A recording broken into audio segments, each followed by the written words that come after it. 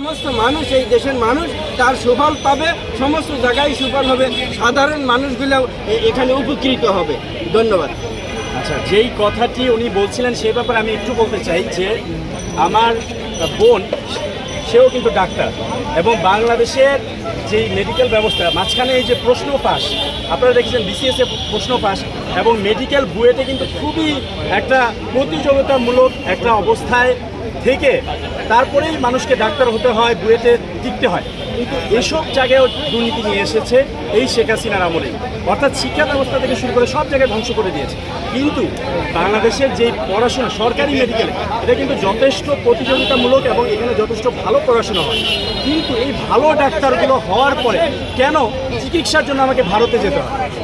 কেন আমাকে, যেখানে ভারতের লোকজন, আমি খুব ভালো করেই জানি, যেহেতু আমি নিজেও ভারতে মাস্টার্স করেছি, ভারত থেকে মানুষ এখানে পড়াশোনা করতে আসে মেডিকেল, বিশেষ করে মেডিকেলে।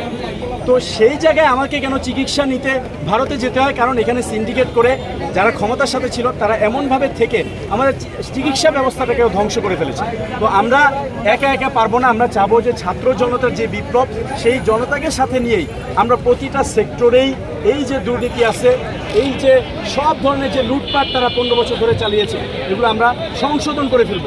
এবং আমাদের মধ্যেও যদি কেউ এই কাজ করতে গিয়ে, সবাই ক্ষমতায় গেলে অনেকেই লোভে আক্রান্ত হয়ে যায়, আমাদের মধ্যেও যদি কেউ এরকম ভুল করে, আপনারা সংশোধন করে দিবেন, যাতে এই যে বিপ্লব, এত মানুষের রক্তের বিনিময়ে যে বিপ্লব হয়েছে, সেটা যাতে কেউ চিন্তাই করতে না পারে। আমরা শেষ করে দিব।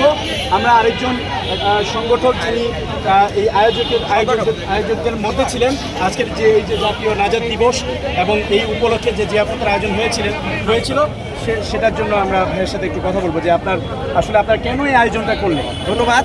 আপনারা জানেন এবং সারা দেশবাসী জানে যে এই 18-19 তারিখ বা তারও আগে জুলাই মাসে, রক্তাক্ত জুলাই, আমরা যেটার নাম দিয়েছি লাল জুলাই, তো এই লাল জুলাই আমাদের ছাত্র জনতা, শ্রমিক, কৃষক, মেহনতি অসংখ্য মানুষকে এই বর্বর রাষ্ট্র, এই ফ্যাসিস্ট রাষ্ট্র নির্মমভাবে গুলি চালায় এবং হত্যা করে, খুন করে। এই খুনি রাষ্ট্রের উৎখাতের জন্য এবং স্বাধীনতার জন্য, মুক্তির জন্য যে সাধারণ জনতা রাস্তায় নেমে এসেছিল, তাদের উপর পুলিশের পেটোয়া বাহিনী এবং আর্মি বাহিনী দিয়ে এবং আরও অন্যান্য বাহিনী, ছাত্রলীগ আছে, আওয়ামী লীগ আছে, যুবলীগ আছে, এরা সশস্ত্রভাবে আমাদের এই নিরস্ত্র জনগণের উপর আক্রমণ করে এবং নৃশংস কায়দায় গুলি করে করে হত্যা করে।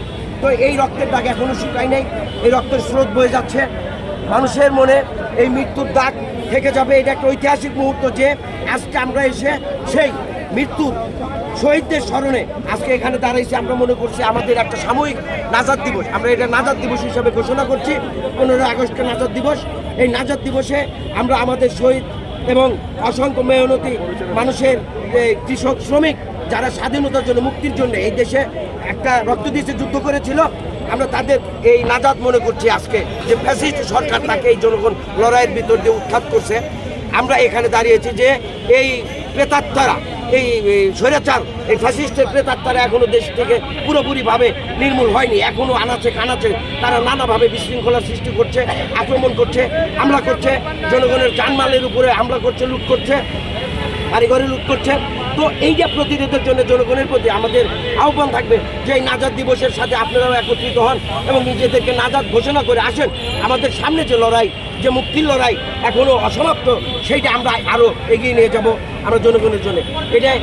আর আপনারা আজকের এই দিবসটাতে আমাদের যে অসংখ্য শহীদ, তাদের প্রতি একটু ভালোবাসা এবং শ্রদ্ধা নিয়ে তাদেরকে স্মরণ করবেন, এই আবেদন রাখছি।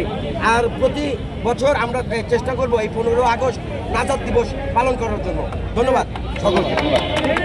এবং এই যে যারা এত বছর ধরে সাধারণ মানুষকে নির্যাতন করেছে, তাদের বিচারের আগে আসলে এই জিনিস করা যাবে না। তারা কিন্তু দলীয়ভাবে, আপনারা যদি সেই সময়ের ভিডিওগুলো দেখেন, তারা কিন্তু দলীয়ভাবে বলেছে যে এদেরকে প্রতিহত করতে হবে। সাধারণ শিক্ষার্থীরা কী চেয়েছিল? শুধুমাত্র কোটা সংস্কার চেয়েছিল। তাদেরকে আপনারা দেখেছেন রামদা দিয়ে পিটিয়েছে, আমাদের বোনদেরকে রাস্তাঘাটে গরু ছাগলের মতো পিটিয়েছে। এই সন্ত্রাসীদেরকে তো আমরা শোক প্রকাশ করতে দিতে পারি না, তাদেরকে বরং বিচার করতে হবে। সেই জন্য আমরা চাই যে এই যে অন্যায়গুলো তারা করেছে, এগুলোর সম্পূর্ণ সুষ্ঠুভাবে বিচার হবে। এরপরে সবার মত প্রকাশ করতে পারবে, এইটা নিয়ে কোনো বাধা নেই। শেষে আরেকটি কথা বলতে চাই, আমাদের এই আন্দোলনে এবং আমাদের এই দেশে যারা হিন্দু ভাইয়েরা আছেন, বৌদ্ধ ভাইয়েরা আছেন, পাহাড়ি ভাইয়েরা আছেন, সবাই কিন্তু আমাদের দেশের অংশ। সবাইকে নিয়ে আমরা দেশ গঠন করব। হিন্দুরাও আমাদের আন্দোলনে ছিল, আমাদের বিরুদ্ধে কেউ না। আমার নিজের বাসায় আমি যে বিল্ডিংয়ে থাকি সেখানেও 4টি হিন্দু ফ্যামিলি আছে এবং তারা সুখে শান্তিতে আছে। আমরা ছাত্রদের পক্ষ থেকে মন্দির পাহারা দিয়েছি, আমরা গির্জা পাহারা দিয়েছি, আমরা সব জায়গায় তাদের নিরাপত্তা নিশ্চিত করার জন্য সর্বোচ্চ কাজ করে যাচ্ছি। এবং কোনো হিন্দু যদি এই বাংলাদেশে কোনোভাবে ওই আওয়ামী সন্ত্রাসীদের দ্বারা কোনো রকম আক্রমণের শিকার হয়, আমরা তাদের পাশে থাকব। কিন্তু তাদেরকে আমরা বিনীতভাবে অনুরোধ করব, তাদের ধর্মকে ব্যবহার করে যাতে কেউ এই আওয়ামী খুনিদের পক্ষে কথা বলতে না পারে। আপনাদের ধর্মকে যাতে ব্যবহার করে এই খুনিরা যাতে কোনো রকম সুযোগ নিতে না পারে, সেই ব্যাপারে আপনারা সতর্ক থেকে আপনারা রাজপথে থাকেন। আমরা হিন্দু, বৌদ্ধ, খ্রিস্টান, পাহাড়ি, বাঙালি সবাইকে নিয়ে আমরা দেশ গঠন করতে চাই। আজকে আমাদের এই যে জাতীয় নাজাত দিবস উপলক্ষে যে জিয়াফত আয়োজন হয়েছিল, সেখান থেকে আপনাদেরকে এখন লাইভে দেখানোর চেষ্টা করেছি। আপনারা ভালো থাকবেন এবং আমাদের জন্য দোয়া করবেন যাতে আমরা সবাই মিলে একটি কাঙ্ক্ষিত বাংলাদেশ করতে পারি। ধন্যবাদ।